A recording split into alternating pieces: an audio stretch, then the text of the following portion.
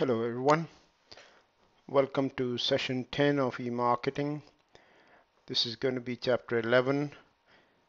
We are still on the marketing mix. This is the third P, which is the distribution or the place which we call it. So we'll talk about how internet could be used as a means of distribution, and let's have a look at some of the objectives. After going through this session, you should be able to describe the three major functions of a distribution channel, explain how the internet is affecting the distribution channel length, discuss how the trends in supply chain management and power relationship are there among the channel players, outline the major models used by online channel members, and then highlight how companies can use distribution channels or distribution matrix. Now, obviously, we have heard about a lot about internet, that internet has different capabilities, but as a capability for the distribution, it could be used as a distribution channel. We identify that as online channel, and so the focus will be mostly on using internet as the intermediary or the distribution channel purpose. You've already been working on this assignment. This is about the Zappos story, so I won't spend too much time on that. You already have a video, and also for the assignment one purpose, you have the PDF as well as the questions. So you should have good knowledge on that so far. Essentially, what it tells us is that their sales are going up. There, this is a model in which they are distributing the tangible products using the capabilities of the internet, and it says the success factors include the culture of outstanding customer service. I'm sure by now you have watched that video on the 60 Minutes for that CBS, as well as read the case, and so you should have a pretty good idea. Other success factors include they have a search engine, which is great. Also, strong word of mouth marketing and repeat customers.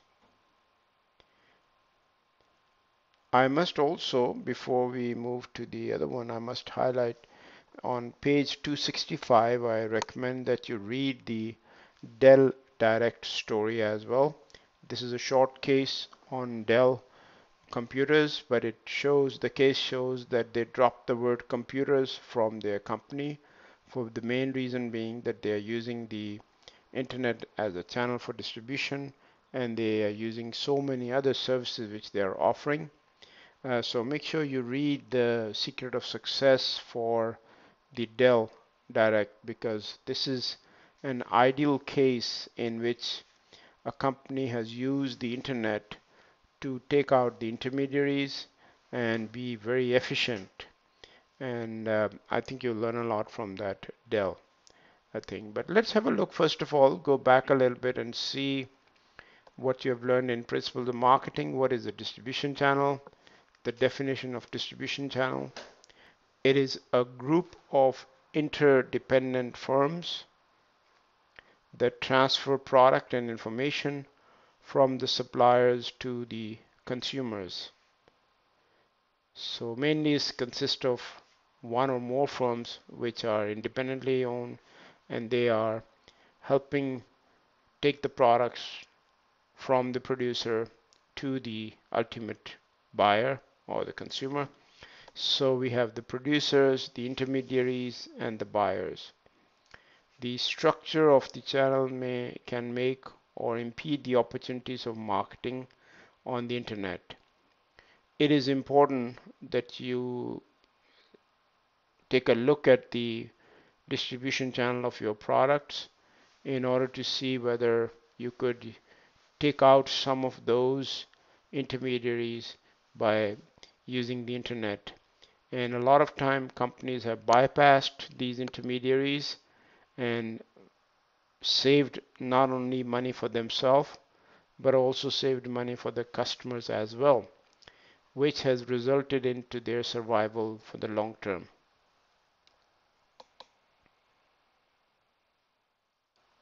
So now that we already have the idea of the what is a distribution channel, the online intermediaries, in the case wholesalers can buy products from the manufacturer and resell to the retailers. The retailers buy products from the, well, these are very general kind of statements, but retailers buy the products from the manufacturer or the wholesaler, and then brokers facilitate between buyers and sellers. Also, the agent may represent either the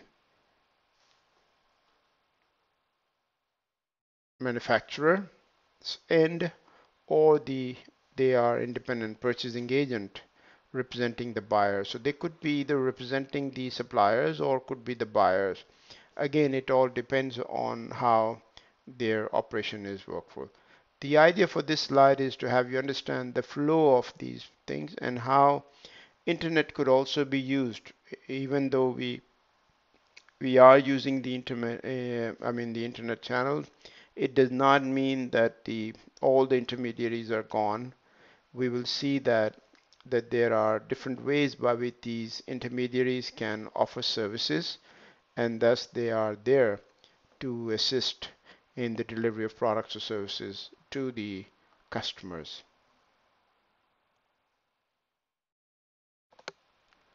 So, coming back to the business or the online, there are models. We have learned about a model. Model is something which helps survive for a company. So, these intermediaries also have models.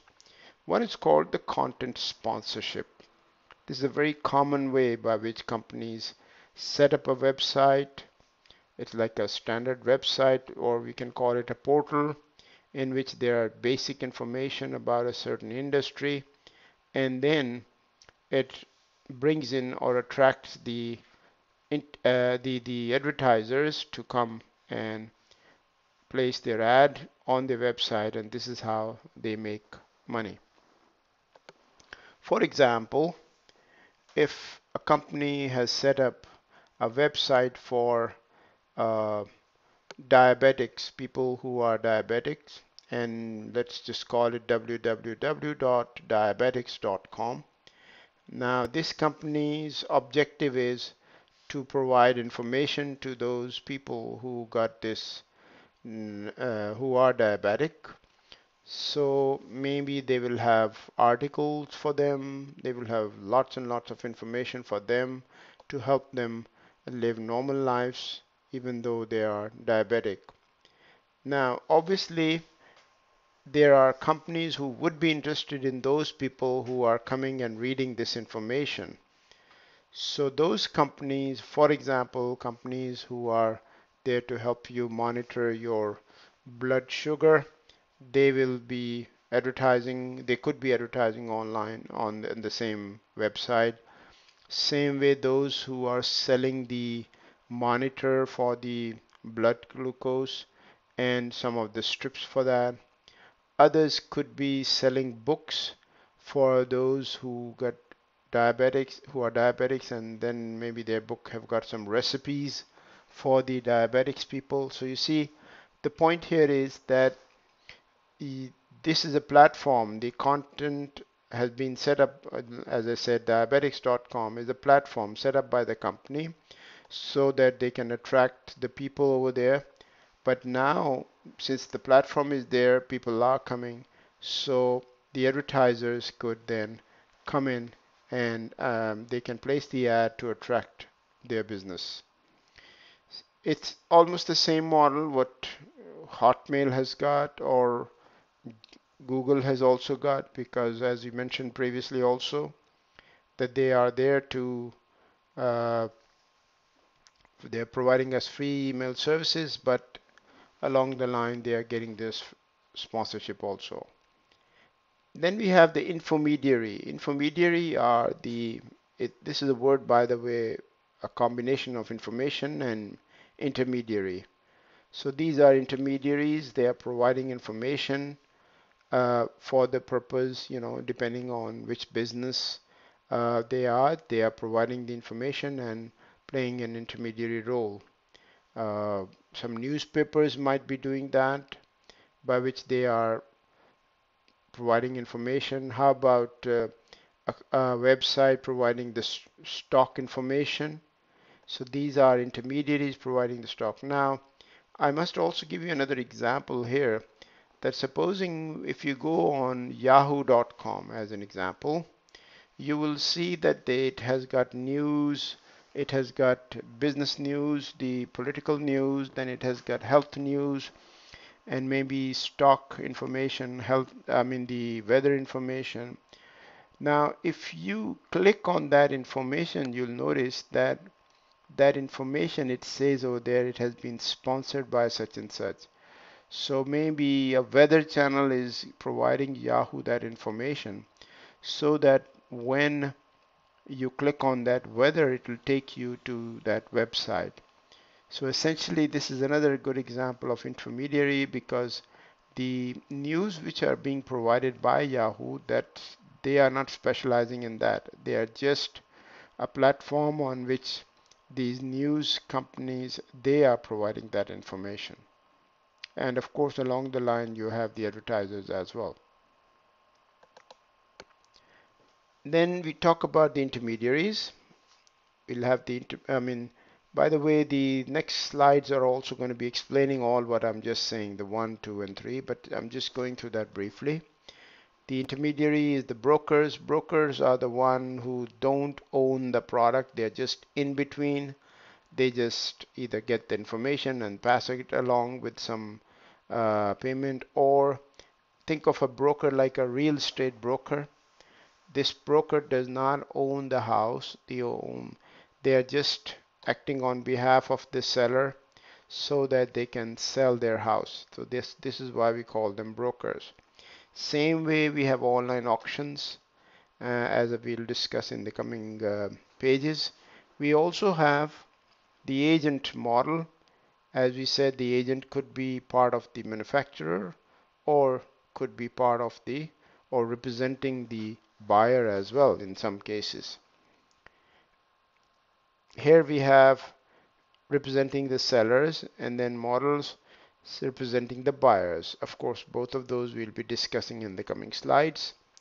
Then we have finally the online retailers. Very, very important model, very common model, in which case products and services are being sold online.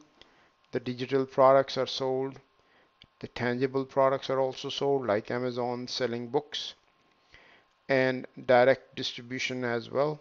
Some companies are doing that through their website. They are selling directly as well.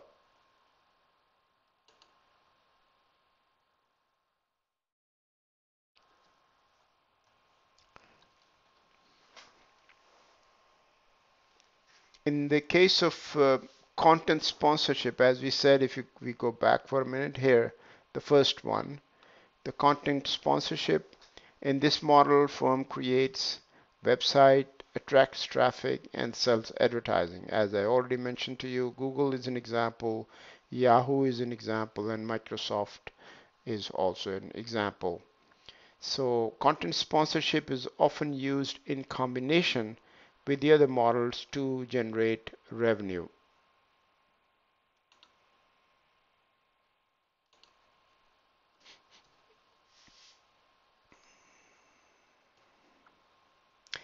Intermediary is an online organization that aggregates and distributes the information. That's called an intermediary.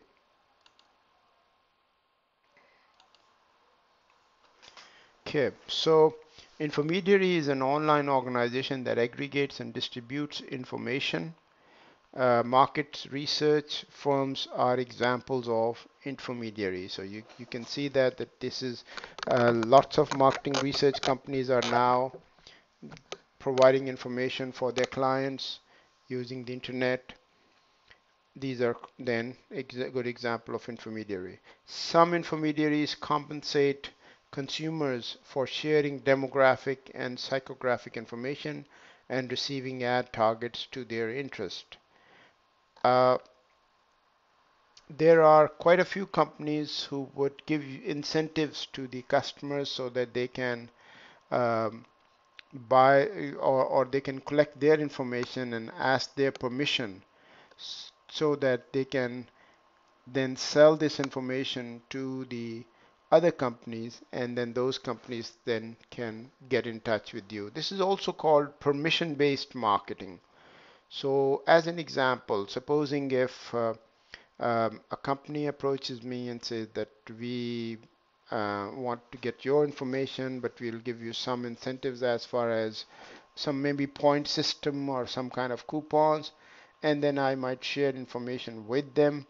But then that information they'll ask me that can we share this information. So for example, they might ask my interest, uh, as far as maybe what kind of books I like, or maybe what kind of sports I enjoy playing. Once they have this information, now the appropriate companies, maybe a magazine publishing the information about a certain sports which I like, then they will give them my email address. They will share with them the email address, and then I will be getting information from them. Now, in this case, the customers, if they have given the permission to receive that information, then the customers don't mind. You see? So, in this case, let's say I am interested in e-marketing books, and then I have given this information to a certain intermediary, told them, yes, I'm interested in internet marketing books, and then they have shared this information to companies like Amazon, and now Amazon has got my email address in their database. Anytime when a new e-marketing book comes into their database, then an automatic email comes to me telling me that a new e-marketing book has been published or it is in the market. So I might be interested in at least going through that. And if I find it to be really good book, maybe I'll buy that too.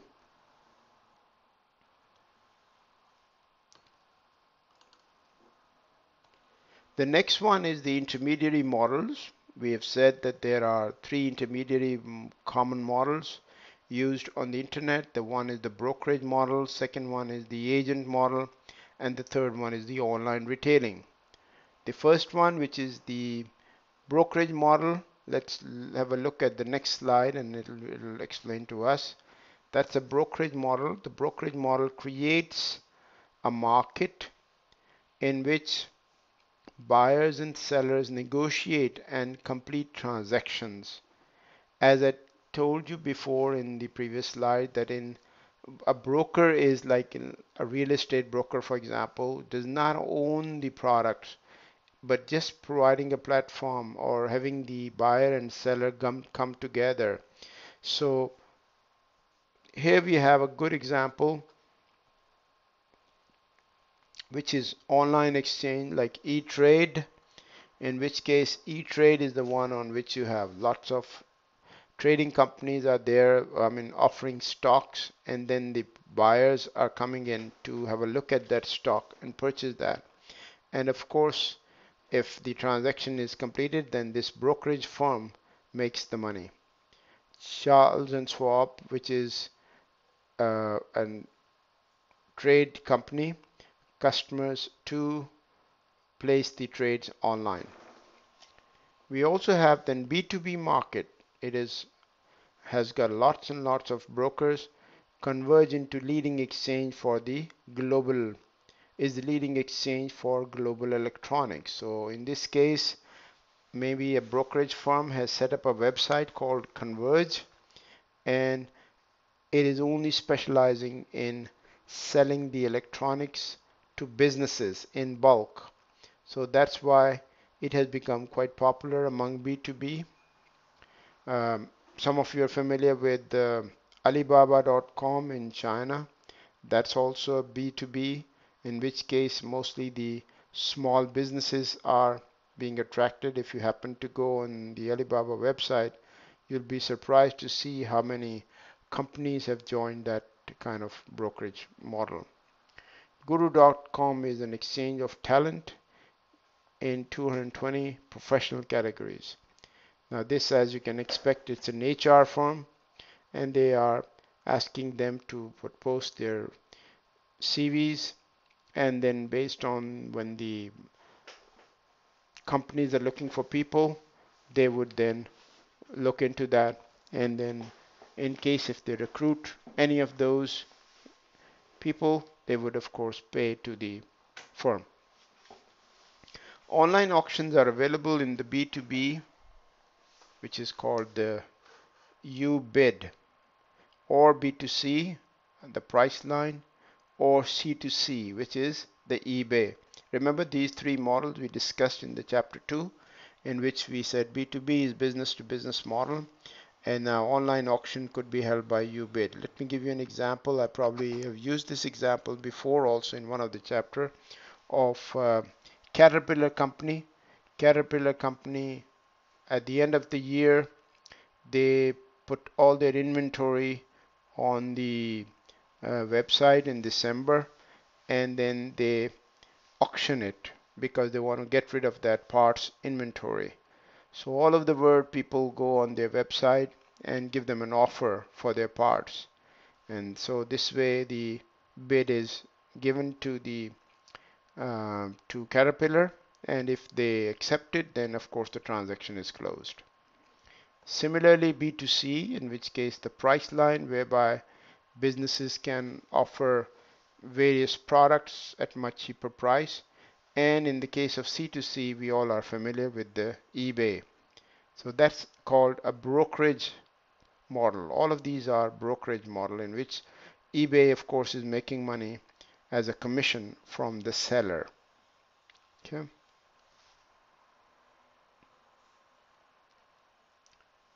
The agent model, which is the number 2. The first one was the brokerage model. This is the agent model. In this case, they may represent the buyer or the seller. The agent's model represents seller, which includes the selling agent. So maybe they are the manufacturer's representative. They are trying to sell products and using the online model instead. So we have selling agents, then we have manufacturer agents, and then we also have metamediaries. Metamediaries are like intermediaries. However, they are the so in this case we have the metamediary and then the virtual malls. So we are talking about 4 types of agent model in which the companies are representing the sellers.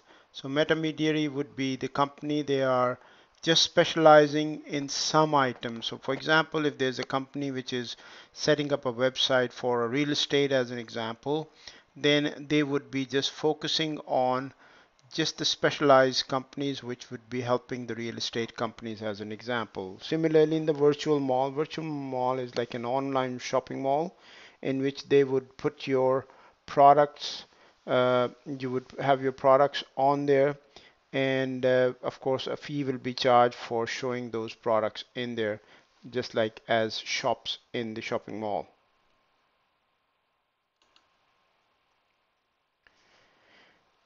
Then we have the agent model that represents the buyer, which includes the shopping agents. A good example for that is BizRate, PriceScan, and CNET shoppers. They are basically, we can say, on the side of the customers because they are making the selling, and then of course they are agents for the buyers as well. In this case, uh, they could be called shoppers too. In this case, they can find the best deal for you and then pass it along to you. Reverse auction is another good example, in which case we have now the reverse auction. We have to understand clearly that it is different than the regular auction. The main difference is in this case the price is offered, and then the agent in this case finds the best price for you as a buyer. In the case of auction, the regular auction, you represent the product and then customers will auction the best, give you the bid for that. But this is opposite to that. Mostly it's the B2B which is doing these kind of reverse auctions, But now we are finding the B2B as well doing that.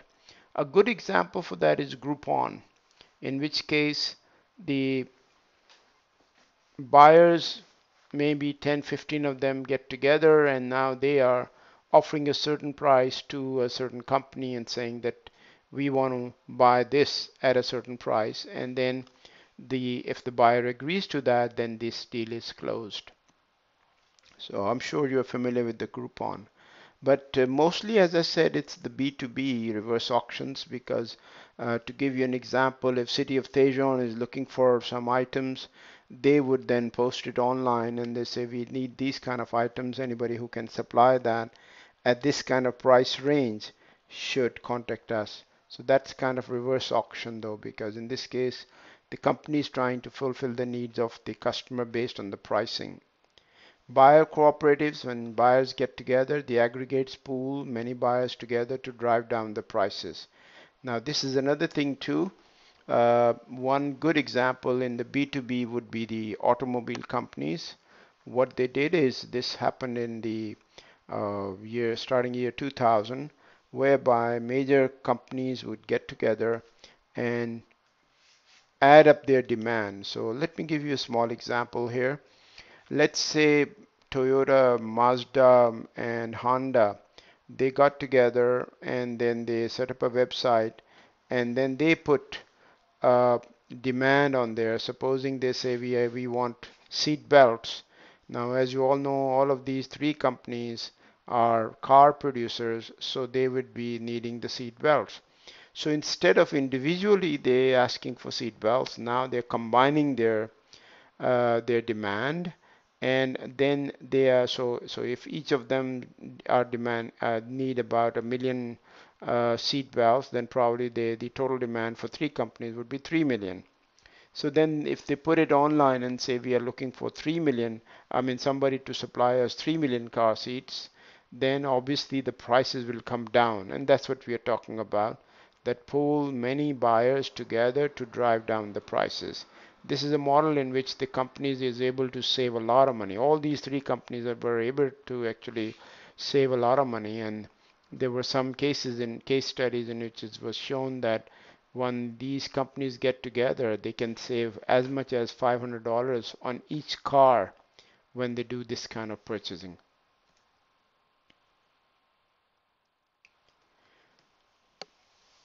The next one is the online retailing, which is another most popular model for online intermediaries, which means merchants set up their storefront online that can sell a greater assortment of product in smaller quantities than offline.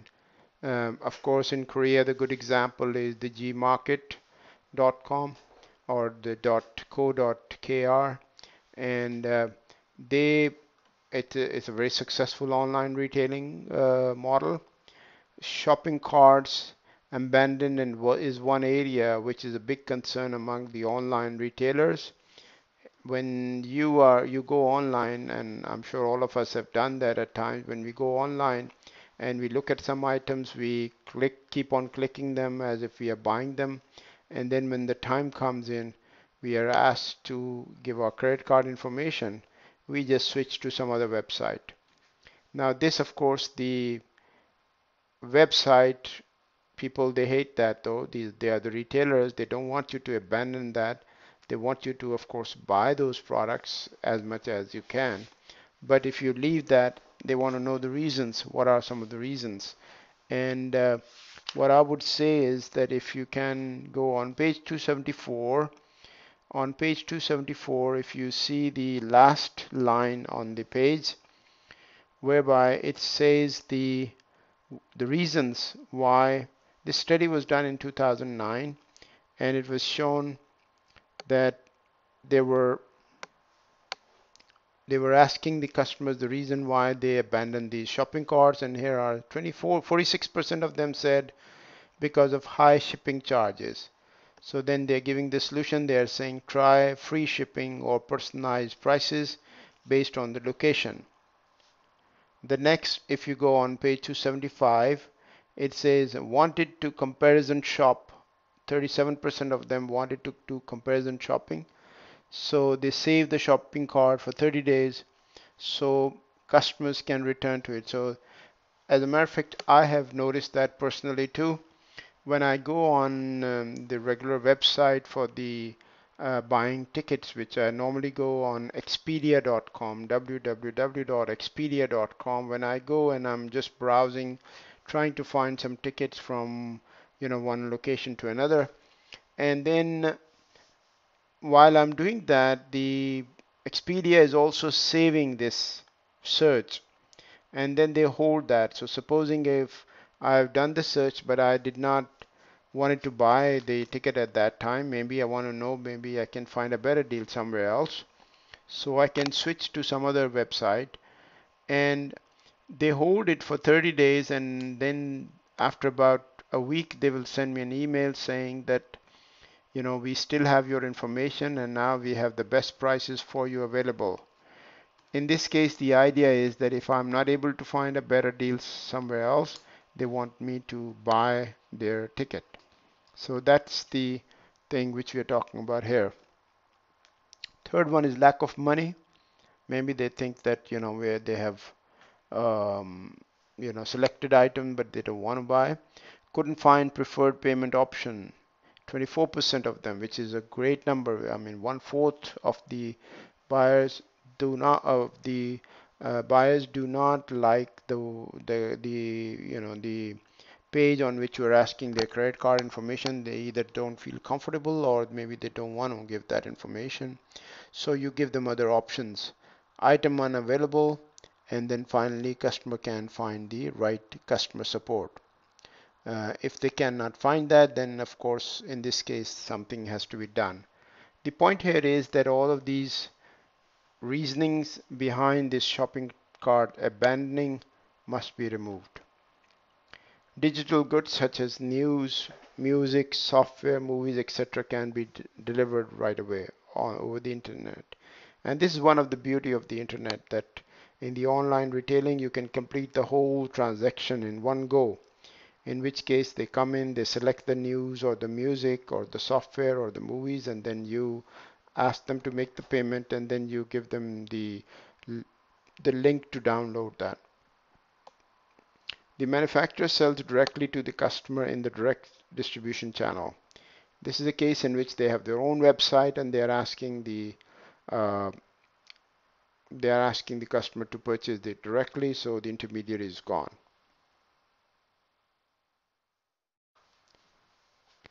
Just quickly to give you an idea what some of the people, especially in the US, are buying online. Of course, this will differ from different countries.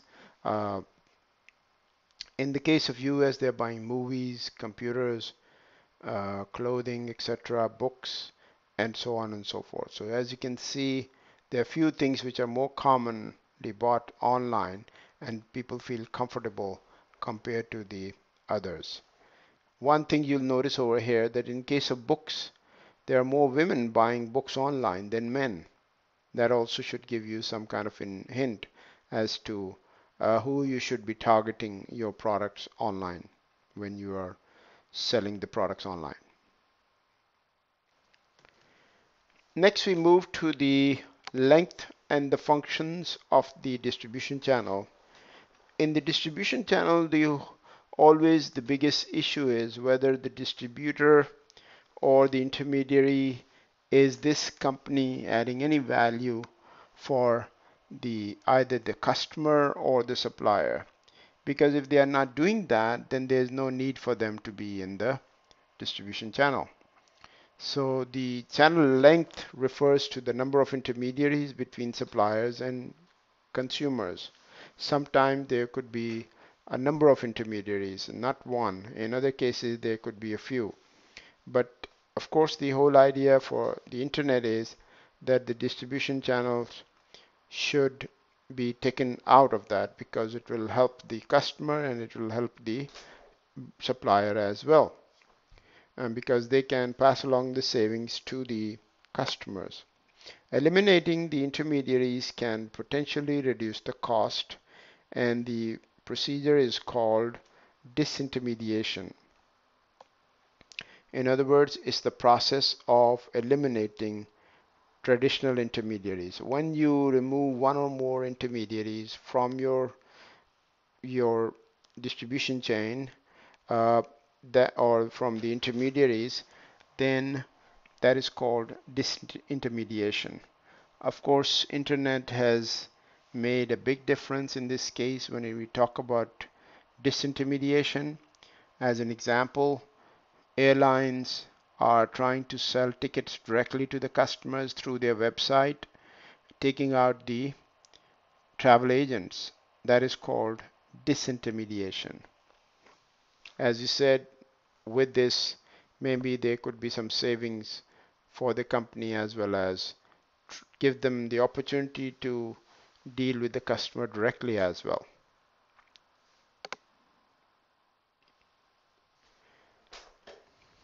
So the channel functions can be characterized as transactional based on the transaction.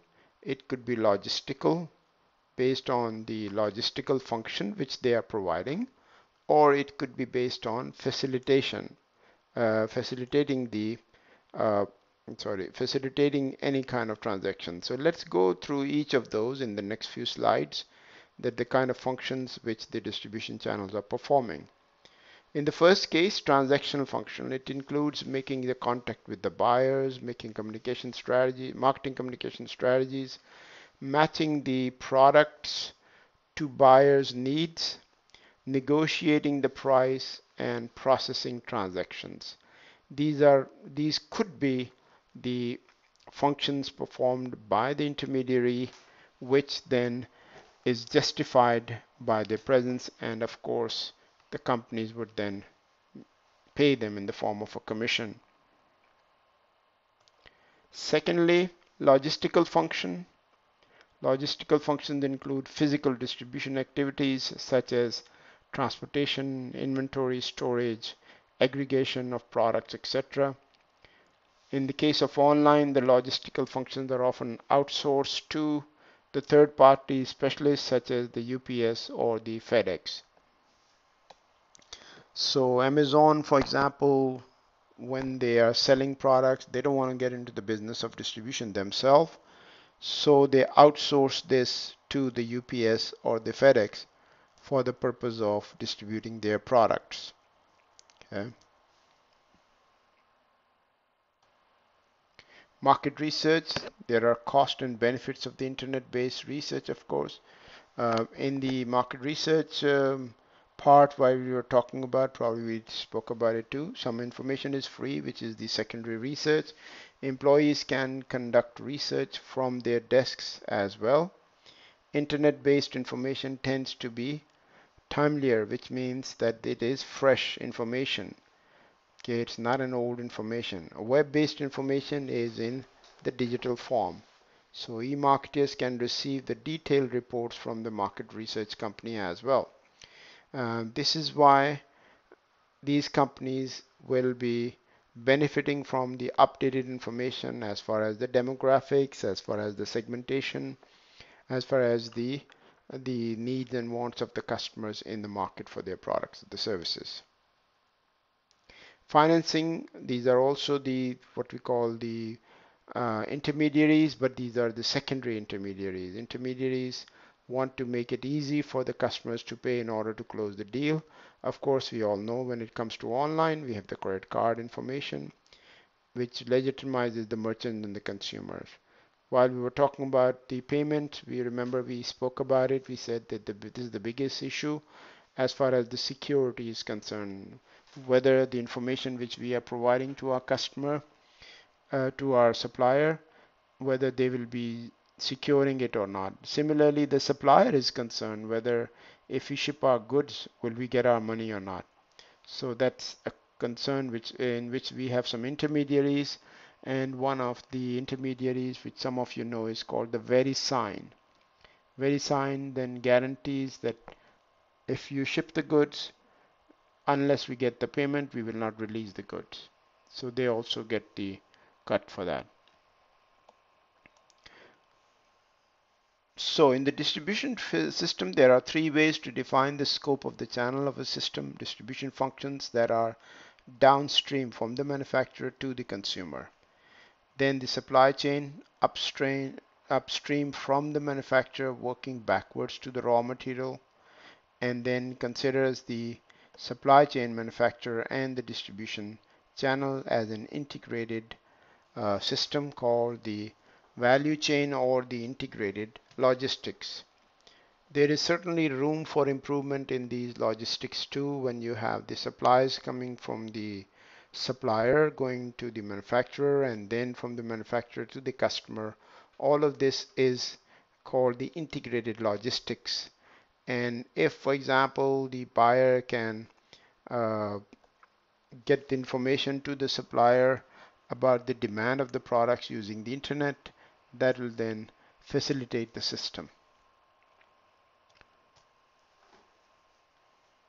As you can see now, when we talk about the supply chain, we have not only the supply chain to include the basic suppliers, but also include the backward suppliers to those who are supplying them.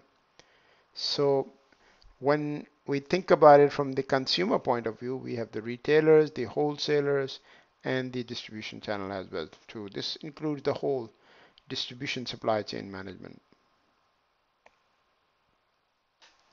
One of the most important thing to understand in the in the channel management is the power in itself, which means the manufacturer, for example, when the manufacturer is using an intermediary to ship the goods, manufacturer still would like to keep the power in its own hand. On the other hand, when the product leaves the manufacturer, then sometimes they lose the power too. So the channel management requires coordination, communication, and control to avoid any kind of conflict among these channel members. Because if there are conflicts, it will hurt the supplier. EDI or electronic data interchange is effective for establishing structural relationship among business. For those of you who don't know about EDI, basically what happens is that when a retailer, for example, runs out of products, then the information is provided electronically to the supplier so that they can ship the goods to you. So EDI is a very effective way. Walmart has been using that and they have been saving a lot of money from that. The goal is to create an internet-based open system so that suppliers and buyers can integrate in their system. So this way, the question of power then is gone. In the physical world, of course, power plays a major role in the case of whether the retailers have the buying power or the manufacturer. But in the online world, it's probably not that critical.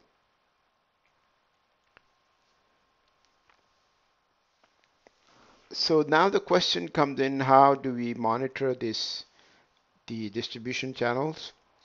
We are seeing online sales in 2010 was $131 billion. This is a big chunk. E-commerce sales and influence on offline sale accounted for 27% of the all retail sales. So we need to definitely see whether these distribution channels were worth it or not. So revenue might be one way to see whether really they are making money. But apart from that, we have some other metrics. Number one, the return on investment. Whether are we really making investment, return on investment or not. Now, we are, if we see the B2C market, for example, when we talk about online retailing, that's what we are saying, talking about. Customer satisfaction levels, are they going up or not? This will also help us understand whether the distribution channel is great. Customer acquisition cost, this should be reduced as much as possible. Conversion rate, when we say conversion rate, it is that when we have X number of people coming to our website, how many of them are really purchasing the product and how many are not. Now, conversion rate means the rate of converting those people who came online and purchased the products. So, of course, as a rule, the more the conversion rate, the better is the response or the return. Average order value. If the order value is higher, that also is a good metrics for the distribution channel, in which case that you are effectively utilizing your distribution channel. In the case of B2B, however, we have other metrics.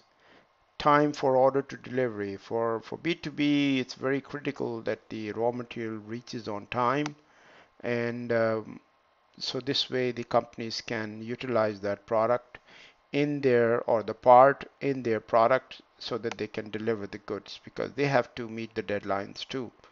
Order fill level, how often was it done? Actually, lots of online companies had problems in the beginning, but now they have smoothened out. Other activities that reflect functions performed by the channel participants could be based on market research, etc., etc. Here are the top 10 retailers online. Retailers, this was in 2009. Of course, now we are seeing different numbers. If you go online and type in top 10 online retailers, you'll get a better picture of that too. But have a look, even in 2009, they had Amazon was quite big. It had about $24.5 billion worth of sales online, and so on and so forth. So Dell was number 3, and then we have the others as well. So this was for the revenue point of view, and this is the top companies conversion, which means that they were getting the people and then getting the conversion. It means that they were literally purchasing the products as well on when they were online. So this is what we got for the intermediaries online. Now you should have a pretty good idea as to how internet helps the companies um, sell their products using it as a distribution channel. If you have any questions, feel free to get in touch with me through my email or my Skype account.